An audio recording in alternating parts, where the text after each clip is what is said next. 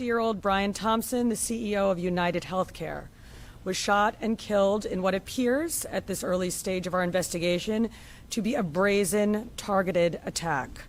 This does not appear to be a random act of violence. The victim was in New York City to speak at an investor conference. It appears the suspect was lying in wait for several minutes. And as the victim was walking to the conference hotel, the suspect approached from behind and fired several rounds, striking the victim at least once in the back and at least once in the right calf.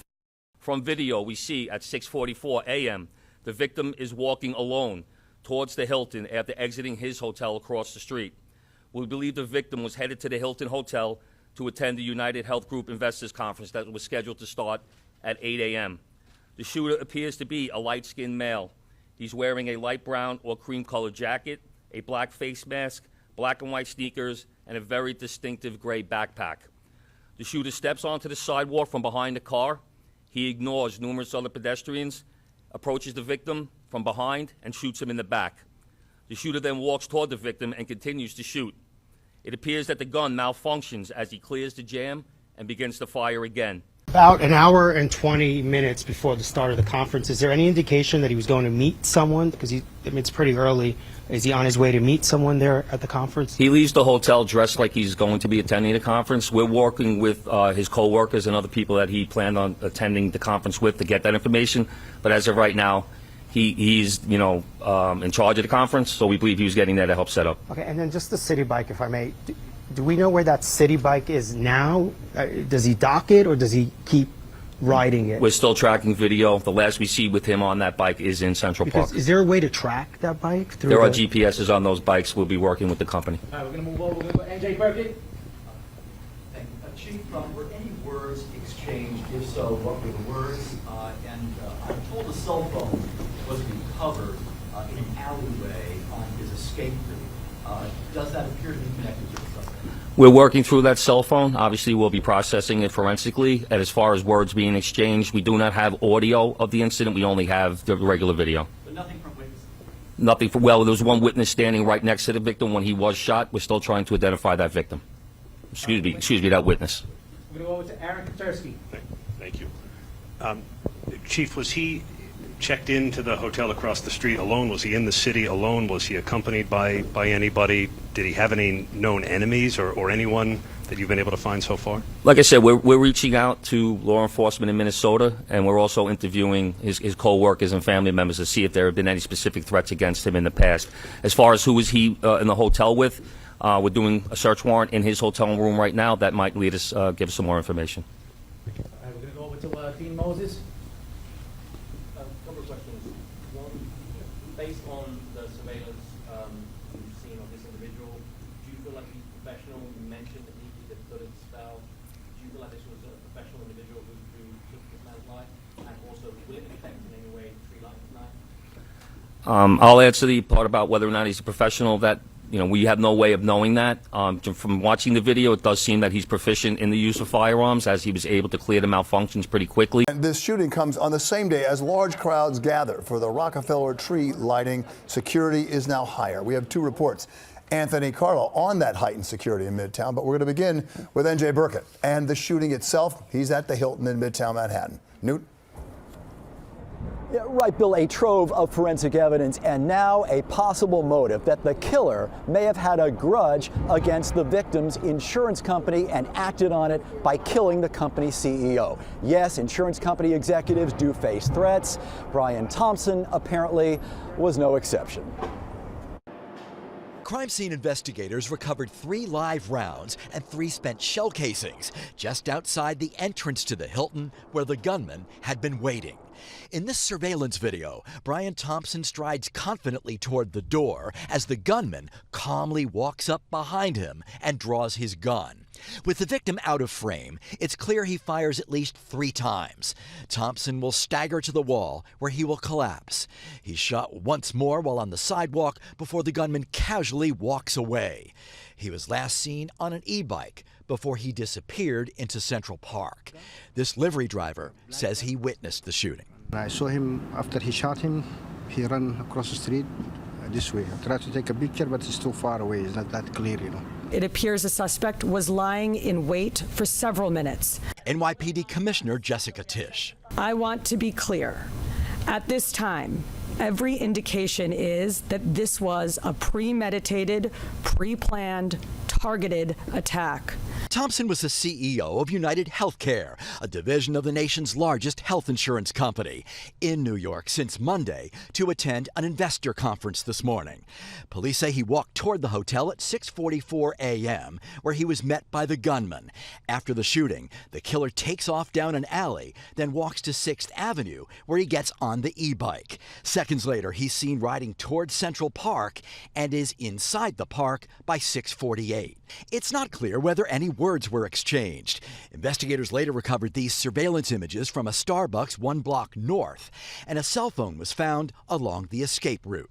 We're working through that cell phone. Obviously, we'll be processing it forensically. And as far as words being exchanged, we do not have audio of the incident. We only have the regular video. But detectives are looking to interview this person who witnessed the shooting and ran off.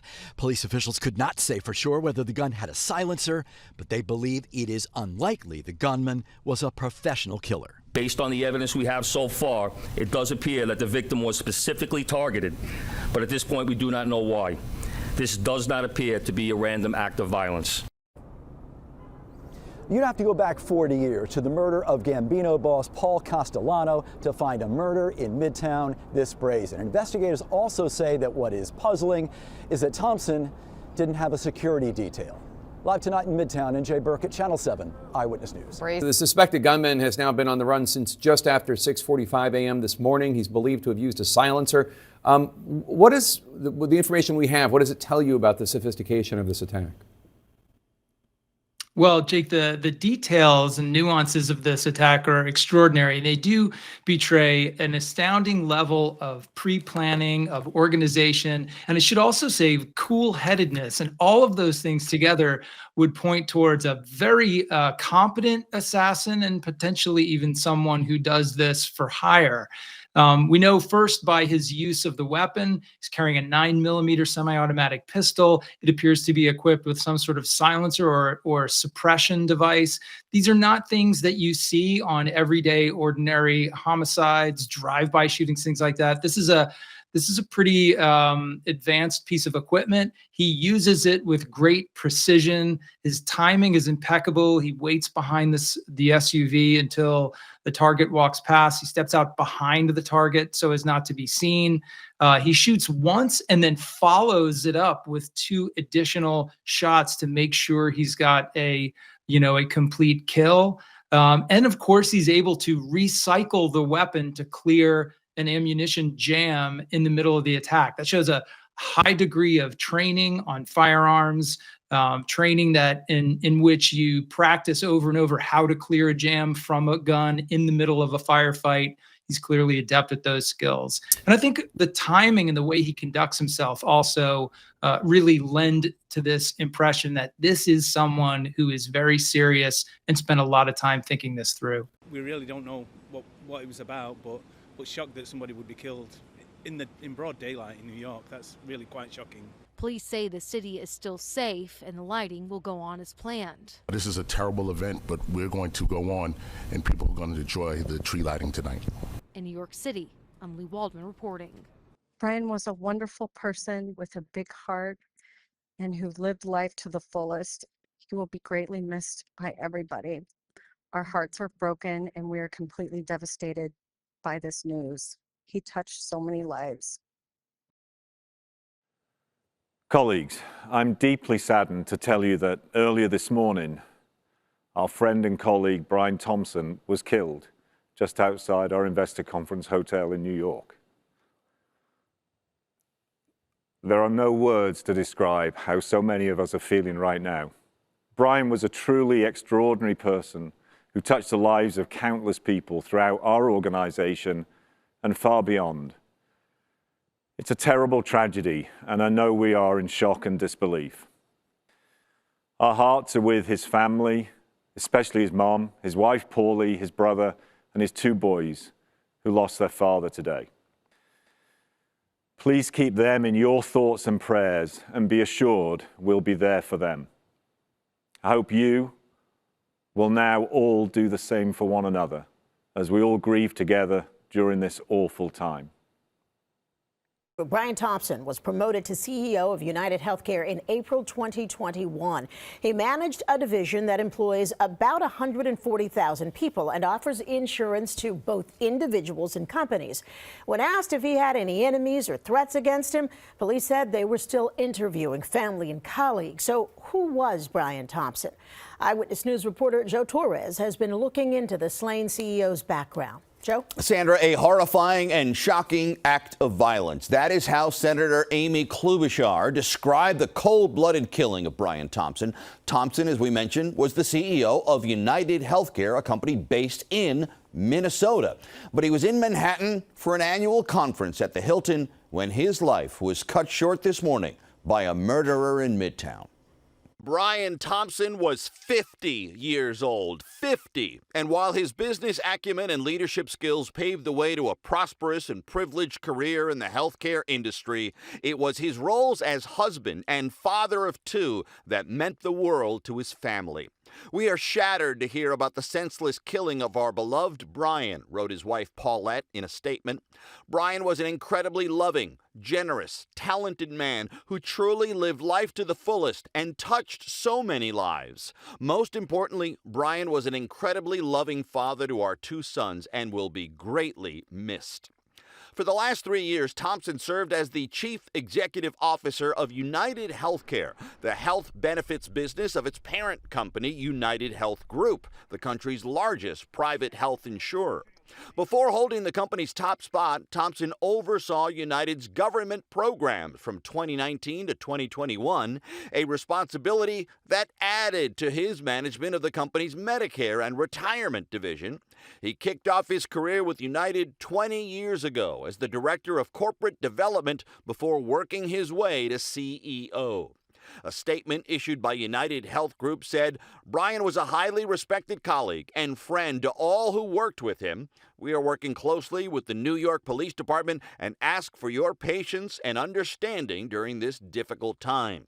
United Health Group is based in Minnetonka, Minnesota. The flags outside corporate headquarters flew at half-staff today. I knew Brian. Tragic. And as I said, some of it's still preliminary on this, but figure out what was behind this and follow through, making sure someone's brought to justice. But just our deepest condolences to the family. Horrible tragedy. UnitedHealth and Brian Thompson were under the scrutiny of federal investigators. The Department of Justice was looking at the company for antitrust issues.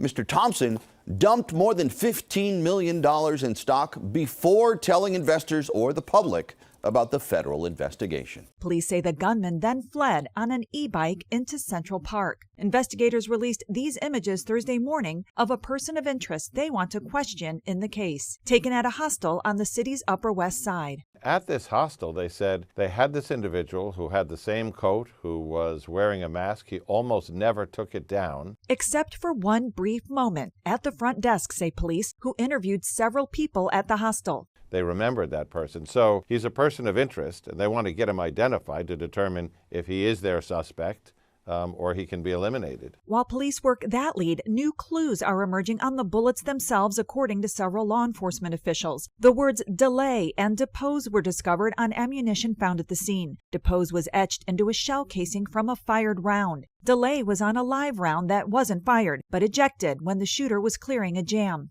They are operating on the theory that the bullets had a message against insurance companies who, when hit with claims, will delay or go to court and take depositions. If someone has heard him use those words before and sees that picture, especially of his face in the Starbucks, they would be able to put two and two together and get in touch with law enforcement, hopefully.